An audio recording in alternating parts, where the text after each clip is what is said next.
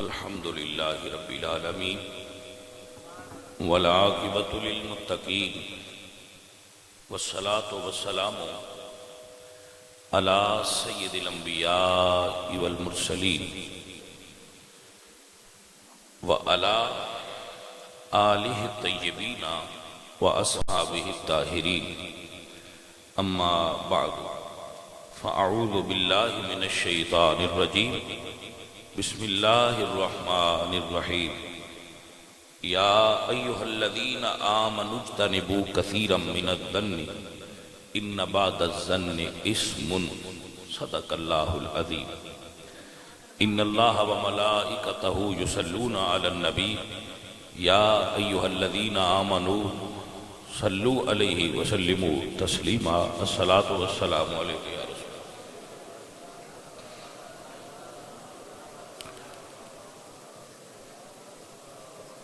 اللہ تبارک و تعالی جل مجدہ الکریم رؤوف الرحیم وحدہ لا شریک لہ کی بارگاہ میں حمد اور ثنا اور نبی کریم صلی اللہ علیہ وآلہ وسلم کے حضور ہدیہ درود و سلام پیش کرنے کے بعد اے جملہ حاضرین و سامعین، آج آپ کی خدمت میں جو مضمون پیش کرنا چاہوں گا اس کا عنوان ہے شک کہ شک کیا ہوتا ہے۔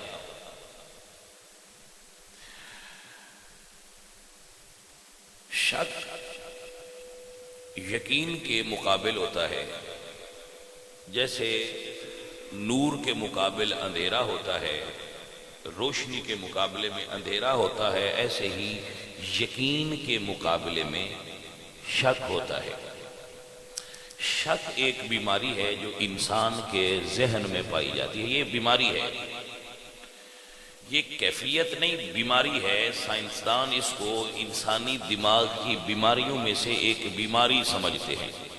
اس موضوع پر گفتگو کی ضرورت کیوں محسوس ہوئی کہ اللہ نے قرآن کریم میں اس کو بیان کیا ہے۔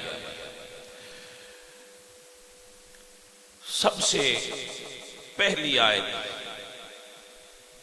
شک کی نفی میں ہے، ذالک الکتاب لا ریب فیہ۔ جو اس کتاب کو پڑھنا چاہتا ہے وہ یہ سمجھ لے کہ اس میں ریب نہیں ہے۔ ریب کا معنی کیا ہوتا ہے؟ شک۔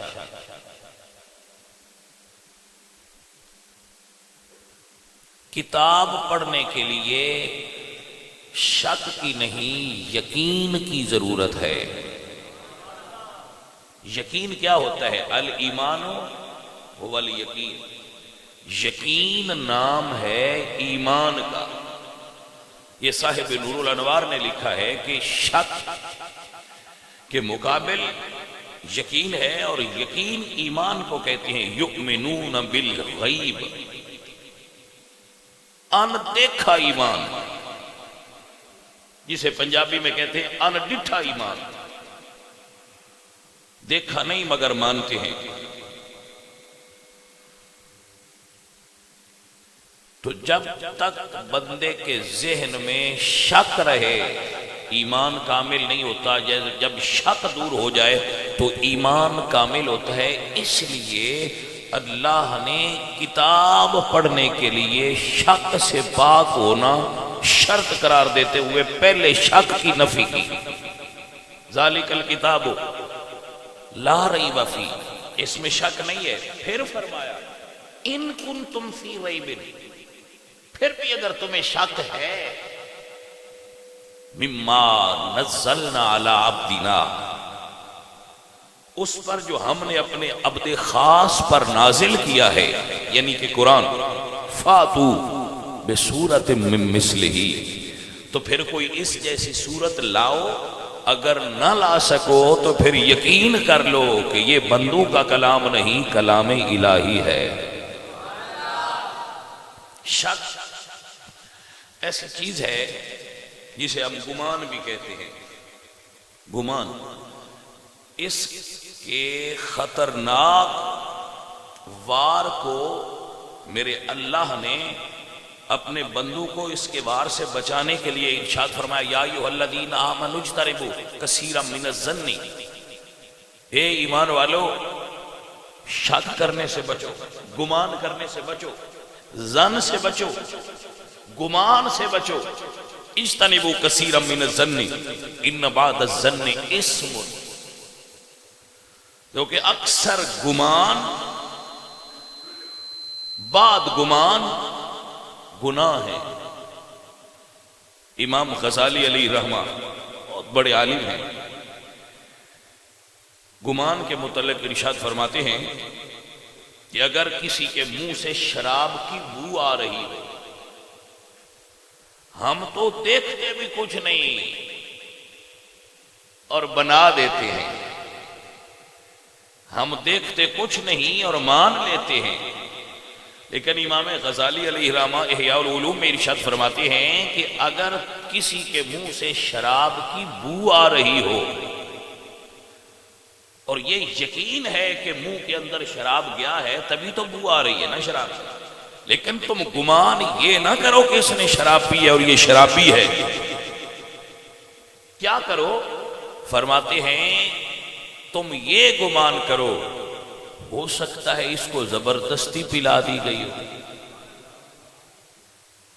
ہو سکتا ہے اس نے منہ میں ایک گھونٹ لیا ہو اور اس کو خیال آ گیا ہو اور اس نے منہ سے نکال کر کلی کر لی ہو، اس لیے بو تو آ رہی ہے لیکن یہ تو ضروری نہیں کہ یہ شرابی بھی ہے.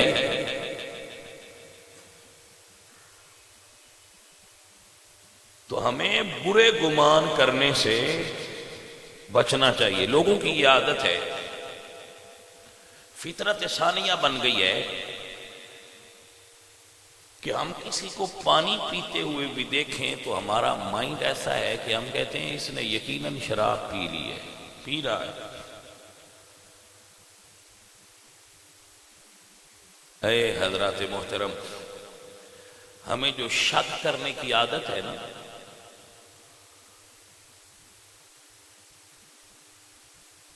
یہ سائنسی اعتبار سے اور دینی اعتبار سے بڑی خطرناک ہے. سائنسی اعتبار سے یوں خطرناک ہے کہ ایک ریسرچ کے مطابق دل کے دورے اور فالج کے 86% چانسز اس بندے میں زیادہ ہوتے ہیں جو ہر وقت اپنے گھر والوں پر، اپنی بیوی پر، اپنے بھائیوں پر، اپنے عزیز و اقارب پر شک میں مبتلا رہتا ہے.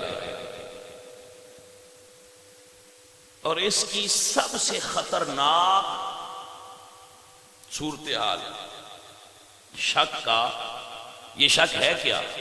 تو حضور ارشاد فرماتے ہیں کہ یہ شیطان انسان کے دل میں ڈالتا ہے. انما یرید الشیطان ان یوقع بینکم العداوہ. شیطان یہ چاہتا ہے کہ وہ تمہارے اندر بغاوت پیدا کرے، عداوت پیدا کرے، تمہارے اندر بغض پیدا کرے، اس لیے وہ شک ڈالتا ہے. اور وہ سب سے خطرناک شک میاں اور بیوی کے درمیان ڈالتا ہے. ویسے اور اگر دو بھائیوں کی آپس میں پارٹنرشپ ہو دکان میں، کاروبار میں، بزنس میں، تو وہ لگاتار یہ کوشش کرتا ہے کہ ایک پارٹنر کے ذہن میں یہ شک ڈال دوں کہ دوسرا زیادہ لے رہا ہے. وہ لگا رہتا ہے اور کبھی کبھی کامیاب ہو ہی جاتا ہے. وہ شک ڈالتا ہے دو بھائیوں کے درمیان کہ ہماری ہر چیز تو اکٹھی ہے، سانجھی ہے، لیکن اس کے بچے اچھے اسکول میں پڑھ رہے ہیں، میرے عام میں پڑھتے ہیں، یہ زیادہ کھا لیتا ہے، میں کم لیتا ہوں. وہ شک میں مبتلا رکھتا ہے بھائیوں کو. شیطان شک ڈالتا رہتا ہے، ان کے ذہن میں یہ خیال پیدا کرتا رہتا ہے شیطان. وہ بھائیوں کے درمیان، دوستوں کے درمیان، پارٹنرز کے درمیان اور بیوی اور مرد کے درمیان شک پیدا کرتا ہے. اور اس شک کو پیدا کرنے میں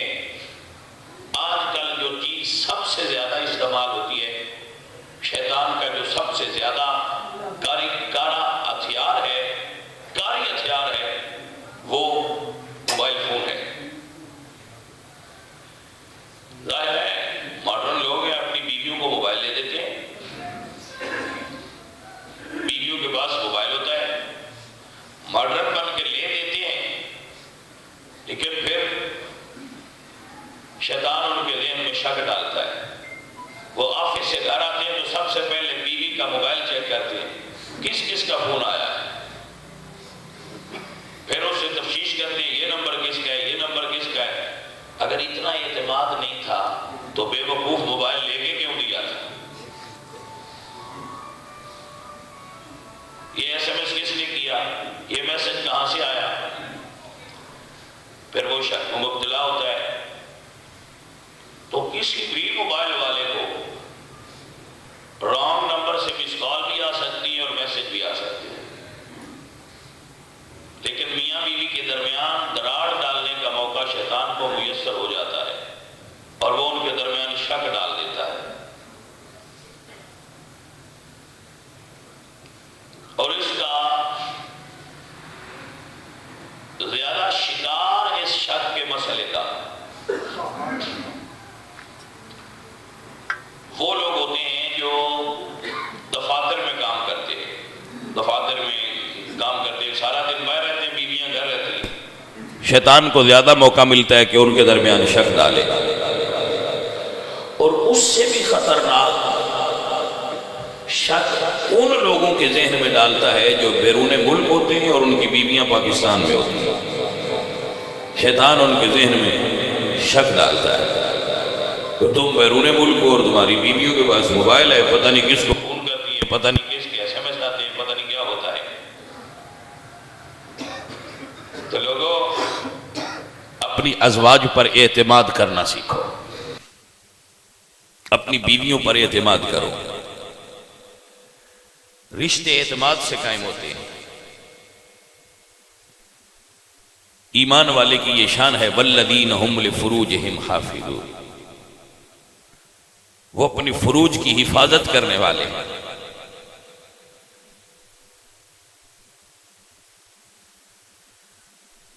جب آپ خود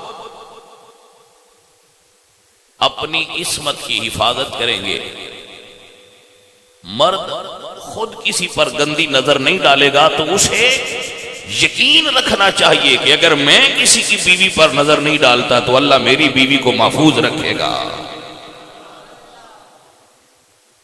اگر میں کسی کی بیٹی پر گندی نظر نہیں ڈالتا تو میری بیٹی محفوظ ہے.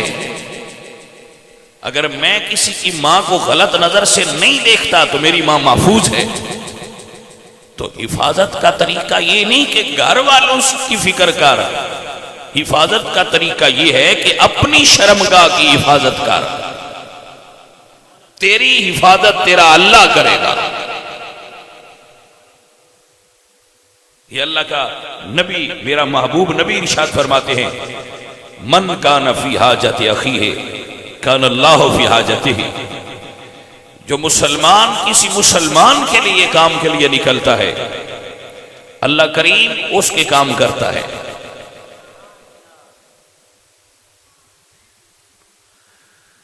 اے حضرات محترم، شک کو اپنی ازدواجی زندگی کے قریب مت آنے دینا. شیطان اتنا عجیب شک ڈالتا ہے کہ اگر چونکہ گھروں میں پردہ تو ہوتا نہیں، یہ بھی وبال ہے پردہ نہ کرنے کا، تو گھروں میں لوگوں کے آنا جانا ہوتا ہے. تو اگر اس کی بیوی کسی مرد سے بات کر دے تو شیطان شک ڈال دیتا ہے کہ بھئی دیکھ وہ اس سے بات کر رہی ہے تیری بیوی، تو یقیناً دال میں کالا ہے. چند دن تو لگتا ہے دال کالی ہے، پھر بعد میں پتہ چلتا ہے نہیں دال میں کالا نہیں تھا، آنکھ خراب تھی جس نے یہ منظر غلط نظر سے دیکھا. اے عزیزان من، اپنی ازواج پر، اپنی بیویوں پر اعتماد کیا کرو. زندگی اعتماد سے گزرتی ہے. شک پڑ جائے بندے کا، نہ کھانا کھانے کا مزہ اس کو آتا ہے، نہ گھر جانے کا مزہ آتا ہے. وہ بندہ پریشان رہتا ہے، ہر وقت پریشان، ٹینشن، بیماریاں لگ جاتی ہیں اس کو. کیوں؟ شک ہو گیا ہے. یہ اتنی خطرناک مرض ہے شک کہ بندے کا دن رات کا چین اور سکون چھین لیتا ہے. شاید کبھی آپ کا واسطہ بڑا ہو اس سے، کبھی آپ نے اس کو محسوس کیا ہو کہ آپ کو کسی دوست پر، بھائی پر، حبیب پر، کسی جگہ پر آپ کو کسی پر پیارے پر شک پڑ گیا ہو. ہوئے ہوئے ہوئے گے، آپ دیکھیں گے کہ آپ کی دل سے چین رخصت ہو گیا۔ اللہ قرآن کریم میں ارشاد فرماتے ہیں، اے ایمان والو،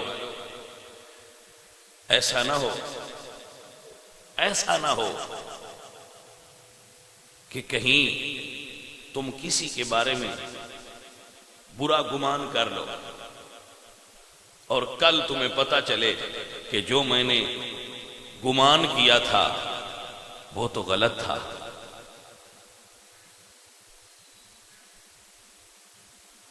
اور میں 8 سال 10 سال 8 مہینے 8 دن اپنے غلط گمان کی وجہ سے کتنی تکلیف میں رہا۔ یہ سن لیں، جب مرد کو عورت پر شک ہو جائے یا بیوی کو اپنے خامد پر شک ہو جائے، جس کو شک ہو جائے اسے رات کو نیند نہیں آتی۔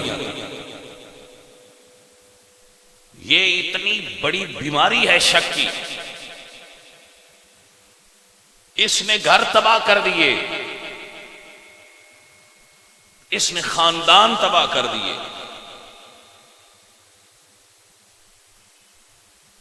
آئے روز ازدواجی زندگی میں جو دراڑیں پڑتی ہیں، جو خاندان بکھرتے ہیں، تو جب ان کے بکھرنے کو سنا جاتا ہے تو بعد میں پتہ چلتا ہے کہ اندر تو کچھ تھا ہی نہیں، بس شک بڑا تھا، شک بڑا تھا۔ اور ہم نے تفتیش شروع کر دی اور تفتیش یہاں تک پہنچی کہ علیحدگی ہو گئی۔ جب بعد میں پتہ چلا تو کہا اوہو وہ تو مسئلہ ہی اور تھا۔ اس میں اللہ پاک قرآن کریم میں کیا فرماتے ہیں والذین یرمون المحصنات، جو لوگ کسی پاک باز عورت پر صرف شک کی بنیاد پر تہمت دھر دیتے ہیں، ثم لم یاتوا باربعۃ شہداء، اور پھر وہ 4 گواہ نہ لائے اپنے اس شک کے، فجلدوہم 80 جلدۃ۔ اب اللہ فرماتے ہیں کہ جو بندہ کسی عورت پر بغیر 4 گواہوں اور شرعی ثبوت کے زنا کا الزام لائے، اس کو 80 کوڑے مارنے چاہیے۔ اگر یہ اتنا آسان ہوتا تو اسے حدود میں داخل نہ کیا جاتا۔ یہ چھوٹا گناہ نہیں ہے، یہ چھوٹا گناہ نہیں ہے۔ شریعت نے، قرآن نے کسی پر جھوٹا الزام لگانے کی سزا 80 کوڑے رکھی ہے، 80 جلدۃ، اور کبھی اس کی شہادت قبول نہ کی جائے۔ اولئک هم الفاسقون، اور وہ بندے فاسقین ہیں جو دوسروں پر بغیر کسی ثبوت شرعی کے تہمت دھر دیتے ہیں کہ یہ بندہ زانی ہے، یہ عورت زانیہ ہے۔ اللہ نے کسی پر زنا کی تہمت کرنے سے منع کیا ہے، اور آج کل لوگوں کا مشغلہ یہ ہے کہ وہ جہاں بیٹھتے ہیں وہ دوسروں کی غیبت کرتے ہیں۔ آپ کو پتہ ہے غیبت کیا ہوتی ہے؟ غیبت کی ڈیفینیشن کیا ہے؟ غیبت کہتے کسے ہیں؟ سن لیں، کسی مسلمان بھائی میں کوئی عیب ہو، کوئی برائی ہو، اور اس کی پیٹھ کے پیچھے اس برائی کو بیان کرنا، یہ غیبت ہے۔ برائی ہو پھر بھی بیان کرنا پیٹھ کے پیچھے، یہ غیبت ہے۔ اور جو ہے ہی نہیں اور ہم بیان کرتے ہیں، جو برائی کسی کے اندر نہیں ہے، جو نقص اور عیب ہمارے کسی مسلمان بھائی کے اندر نہیں ہے اور ہم بیان کرتے ہیں۔ میرے نبی پاک سرکار نے فرمایا غیبت زنا سے بھی برا کام ہے، غیبت زنا سے بھی بدتر ہے، یہ زنا سے بھی زیادہ بری چیز ہے۔ ہم پیٹھ کے پیچھے کسی مسلمان بھائی کی برائیاں بیان کرتے ہیں، فلاں ایسا ہے، فلاں ایسا ہے، فلاں ایسا ہے، وہ ایسے کرتا ہے، وہ ایسے کرتا ہے۔ بھائی اللہ فرماتے ہیں اجتنبوا کثیرا من الظن، ایسے گمان کرنے سے بچو. اَيُحِبُّ أَحَدُكُمْ أَن يَأْكُلَ لَحْمَ أَخِيهِ، کیا تم پسند کرتے ہو کہ اپنے بھائی کا گوشت کھاؤ؟ رسول اللہ سرکار تشریف فرما تھے تو حضرت اسامہ رضی اللہ تعالیٰ عنہ، حضرت اسامہ بن زید، یہ رسول اللہ صلی اللہ علیہ وآلہ وسلم کے کھانے پکانے کے اس سفر میں نگران تھے. حضور سفر میں تھے اور حضرت اسامہ بن زید کھانے پکانے کے، مطبخ کے، باورچی خانے کے نگران تھے. حضرت اسامہ بن زید قربان جائیں، اللہ والے کیا شان والے تھے.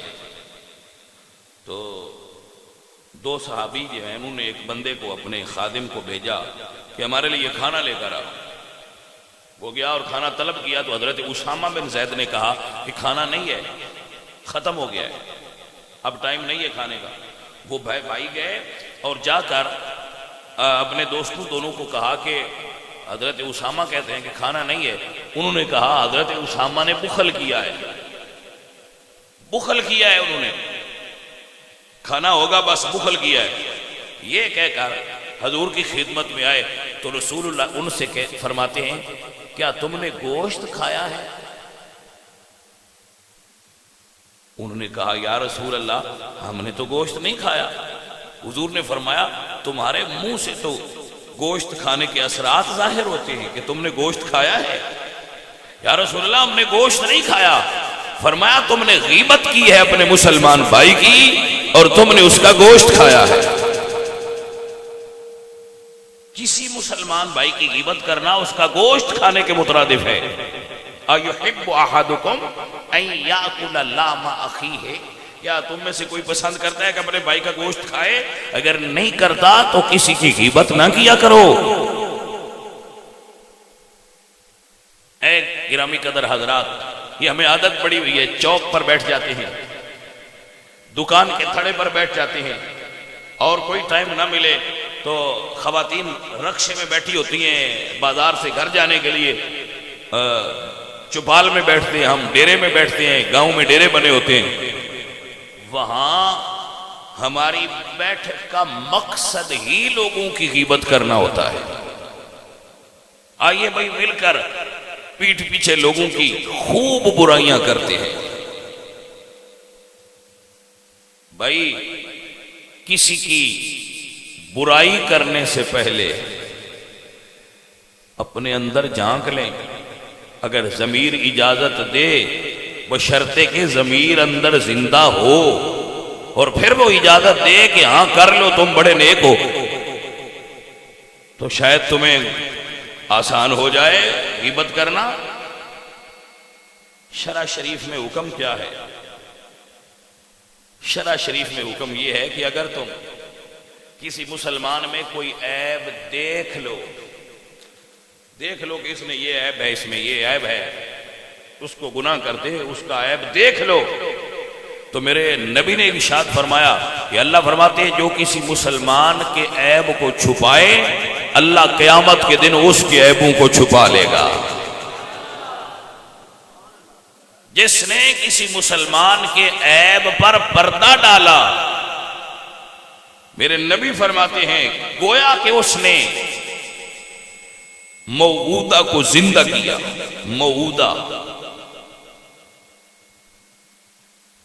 موعودہ اس لڑکی کو کہتے ہیں جس کو زندہ درگور کیا گیا تھا. وَإِذَا الْمَوْعُودَةُ سُئِلَتْ، ایسی لڑکی جسے زندہ درگور زمانہ جاہلیت میں کیا گیا ہو، گھر والے اسے دبا کر چلے جائیں اور پیچھے سے کوائے اور وہ ہٹا کر اس کو زندہ نکال لے. کسی کے عیب کو چھپانا اس لڑکی کو زندہ کرنے جتنا ثواب دیتا ہے. یہ اس بندے کا عیب چھپانے کا ثواب ہے جس میں عیب ہو، جس میں وہ عیب ہو. ہونے والے عیب کو چھپانے کا یہ ثواب ہے، اور جس کے اندر عیب ہے نہیں اور ہم بیان کرتے ہیں عیب بس بیان ہم کیے جا رہے ہیں. ان لوگوں کو سوچنا چاہیے کہ ہم اپنے حصے میں کتنا گناہ خواہ مخواہ میں اکٹھا کیے جا رہے ہیں. اے عزیزان محترم، اللہ کی بارگاہ میں اپنے اعمال کا حساب کرتے ہوئے جاؤ. یہ سوشل ایول میں آتا ہے، یعنی معاشرتی برائیوں میں سے ہے. تو میں عرض کروں گا کہ اپنی بیویوں پر قربان جائیں، اپنے نبی کی شان پر. لوگ گھروں میں چھاپے مارتے ہیں نا، جب شک ہوتا ہے نا تو وہ یکدم گھر جاتے ہیں. اپنی گھر میں ہماری بیوی فلم دیکھ رہی ہوگی، ٹی وی دیکھ رہی ہوگی، رسول اللہ نے واضح طور پر اس سے منع کیا کہ اپنے گھر چھاپا نہ مارو، اطلاع دے کر گھر جاؤ. کیا حسن ہے دین میں، کیا حکمت ہے دین میں. رسول اللہ جب سفر سے آتے، صحابہ ساتھ ہوتے تو آپ مدینے کے باہر ٹھہر جاتے اور گھروں میں اطلاعیں کی جاتی کہ رسول اللہ صحابہ کے ساتھ تشریف فرما ہے. تو رسول اللہ کے اس میں مصلحت کیا ہے؟ فرمایا اپنی عورتوں کو ٹائم دو کہ وہ کنگھی کر لیں، شاید ان کے بال بکھرے ہوں. ان کو وقت دو کہ وہ تمہارے لیے سنگار کر لیں، کہ جب تم جاؤ تو انہیں بری حالت میں نہ پاؤ، تم پاؤ ان کو تو اچھی حالت میں پاؤ. انہیں بتا کر جاؤ، چھاپا نہ مارو. کتنی حکمت ہے رسول اللہ کے دین میں، فرامین مصطفیٰ میں کتنی حکمتیں بھری ہوئی ہیں. اپنی اگر ازدواجی زندگی کو خوشگوار بنانا چاہتے ہیں تو اپنی بیویوں پر اعتماد کیجیے اور بیویاں اپنے مردوں پر اعتماد کریں. اللہ قرآن میں کیا فرماتے ہیں؟ میرا اللہ فرماتا ہے ہن لباس لکم وانتم لباس لہن. عورتیں تمہارا پردہ ہیں اور تم عورتوں کا پردہ ہو. عورتیں تمہارا پردہ ہیں، لباس ہیں، تم ان کا لباس ہو. ہن لباس لکم، وہ تمہارا لباس ہے، وانتم لباس لہن. کیا مطلب ہے؟ کہ تم ان پر پردہ ڈالا کرو، وہ تم پر پردہ ڈالیں. اپنی بیویوں کے عیوب کو لوگوں کے سامنے دوستوں کی محفل میں بیان نہ کرو. عورتیں اپنے مردوں کے عیوب کو اور ان کی خامیوں کو کبھی بھی محلے والی، گھر والی عورتوں کے سامنے بیان نہ کریں.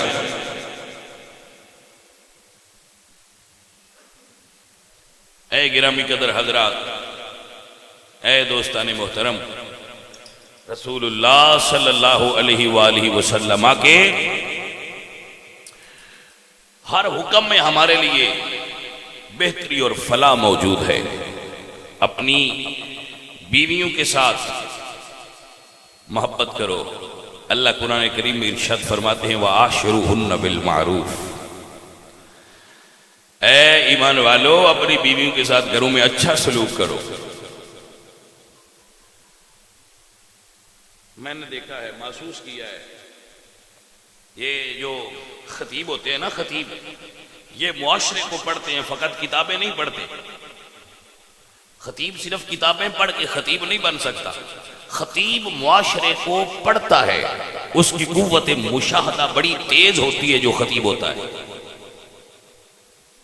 عام لوگوں سے اس کا مشاہدہ زیادہ قوی ہوتا ہے، وہ چیزوں کو بہت گہرائی میں جا کر دیکھتا ہے، فوکس کرتا ہے.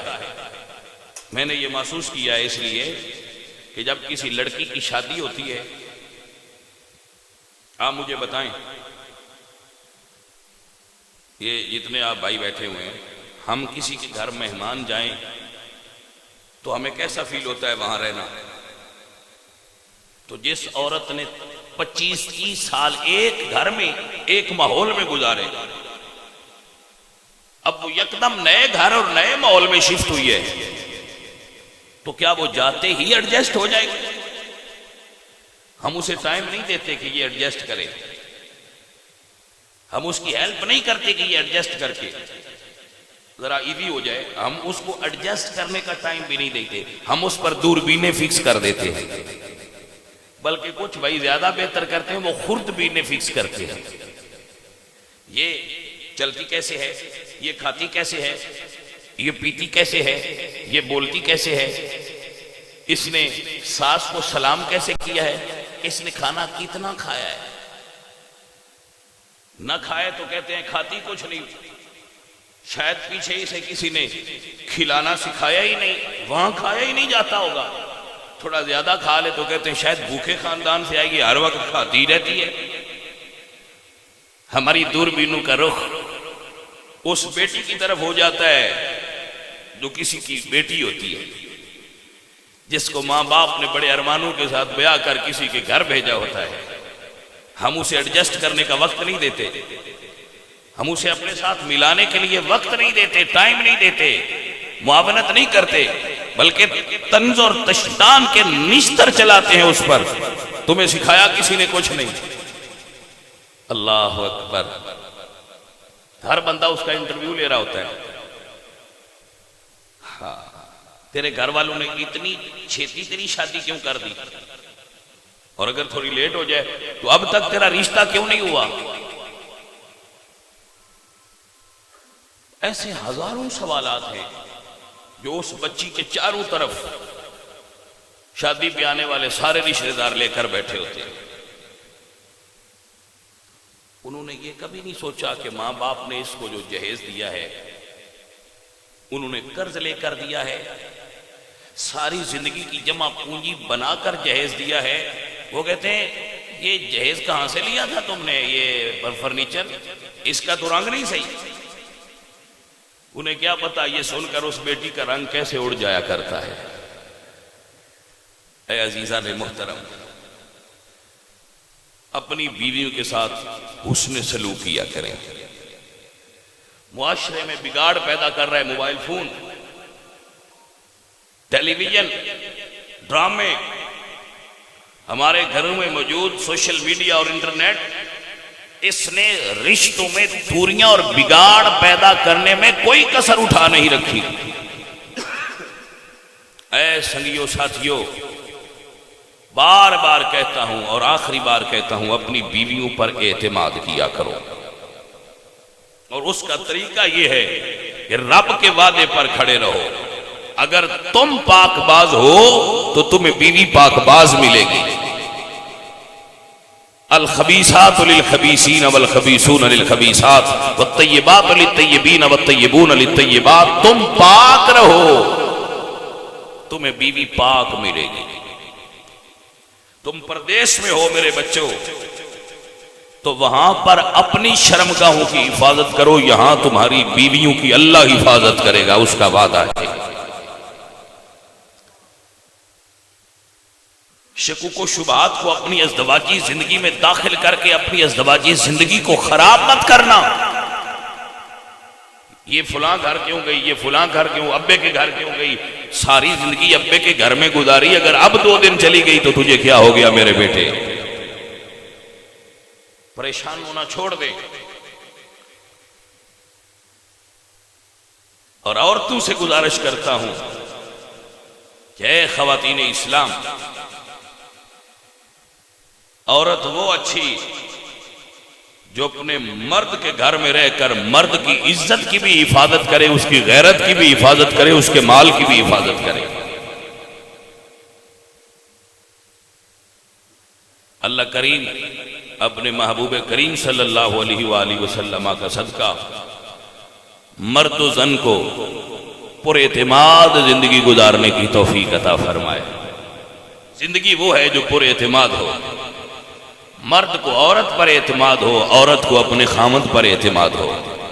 جو پر اعتماد زندگی ہے اس کا اپنا مزہ ہے، اس کا اپنا الگ ہی انداز ہے، اس کا اپنا ہی لطف ہے۔ اللہ کریم اپنے حبیب کریم علیہ السلام کے طفیل ہمارے گھروں میں خوشیاں لائے، ہمارے گھروں میں سکون پیدا کرے، ہمارے گھروں میں برکتیں نازل ہوں، ہمارے اندر شیطان جو شک ڈالتا ہے اللہ ہمیں شک سے پاک زندگی گزارنے کی توفیق دے، شک شیطان کی طرف سے ہے اور یقین رحمان کی طرف سے ہے۔ اللہ شیطان کے دیے ہوئے شر سے بچائے اور اللہ کے دیے ہوئے قرآن و سنت کی روشنی میں اللہ کے دیے ہوئے فیضان سے، اللہ کے دیے ہوئے یقین کے ساتھ ہمیں زندگی گزارنے کی توفیق نصیب فرمائے۔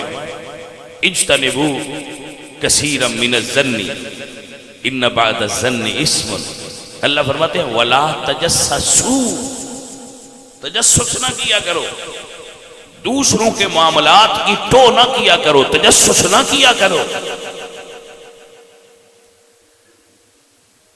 ہمارے اندر یہ معاملات اتنی گہرائی تک جا چکے ہیں، اللہ فرماتے ہیں دوسروں کے معاملات میں نہ جھانکو۔ میں لمبی بات کیا کروں، مسجد میں اکثر ایسا ہوتا ہے کہ ہمارے نمازی بھائی نماز پڑھتے ہوئے دوسرے بھائی سے کہہ رہے ہوتے ہیں بھائی جی آپ نے رکعتیں 5 پڑھی ہیں۔ اب بندہ حیران ہوتا ہے کہ بھائی یہ اور میں اکٹھے پڑھ رہے تھے، یہ میری رکعتیں گن رہا تھا یا اپنی گن رہا تھا؟ بندہ حیران ہو جاتا ہے کہ میں اپنی پڑھتے ہوئے سمجھ میں نہیں رکھ سکا کہ میں نے کتنی پڑھی ہے۔ یہ کتنا ذہین بندہ ہے، اپنی نماز بھی پڑھ رہا تھا اور میری رکعتیں بھی گن رہا تھا، یار یہ بندہ تو کمال ہے۔ آپ نے دیکھا ہوگا اکثر بڑے ماشاءاللہ ذمہ دار قسم کے لوگ جو ہوتے ہیں وہ دوسروں سے کہہ رہے ہوتے ہیں میں آپ کے ساتھ تھا، آپ نے رکعتیں پوری نہیں کی، وہ بندہ پھر سے لگ جاتا ہے کہ لے بھائی میں تو پڑھ لیتا ہوں، لیکن یہ سوچ آتی ہے کہ یہ اتنا جینیس کیسے ہے کہ اپنی بھی گن رہا ہے میری بھی گن رہا ہے، بندہ تو کمال کا ہے۔ تو یہ کیا ہے؟ دوسروں کے معاملات میں تجسس کرنا، یہ کس ٹائم گھر آتا ہے، یہ کس ٹائم گھر سے جاتا ہے، اس کے گھر میں کیا ہوتا ہے، اس کے گھر میں کیا ہوتا ہے۔ اس پر میں ایک واقعہ پڑھا تھا میں نے، اب ٹائم نہیں ہے پھر کبھی سناؤں گا۔ اشفاق حسین کا زاویہ میں انہوں نے لکھا تھا، ان کے محلے میں ایک عورت آئی تھی تو وہ بڑی تفصیل کے ساتھ انہوں نے لکھا کہ ہم کیا سوچتے تھے اور وہ کیا نکلے۔ تو دوسروں کے معاملات میں تجسس نہ کریں، شیطان آپ کو اس بھائی سے دور کرنا چاہتا ہے جو آپ کے ذہن کو تخریب کاری کی طرف مائل کر کے اس کی طرف بھیجتا ہے کہ دیکھو یہ کیا کر رہا ہے۔ اگر ہمیں توفیق ملے تو ہمیں یہ دیکھنا چاہیے کہ میں کیا کر رہا ہوں، اگر توفیق ملے تو یہ سوچنا کہ میں صبح سے شام تک کیا کر رہا ہوں، میں نے نیکیاں کتنی کی اور گناہ کیے کتنے کیے۔ اس کو صوفی کہتے ہیں محاسبہ، صوفی اس کو محاسبہ کہتے ہیں۔ تو بندے کو روزانہ محاسبہ کرنا چاہیے، جب محاسبہ کر لے تو پھر مجاہدہ کرنا چاہیے۔ مجاہدہ کیا ہے کہ محاسبہ کے بعد جو نتیجہ نکلے تو جو برائیاں سامنے آئیں ان کے خلاف جہاد کرے، یہ مجاہدہ ہے۔ اور جب مجاہدہ کر لے تو پھر مراقبہ کرے، پھر اللہ کی اس کو رضا حاصل ہو جائے گی۔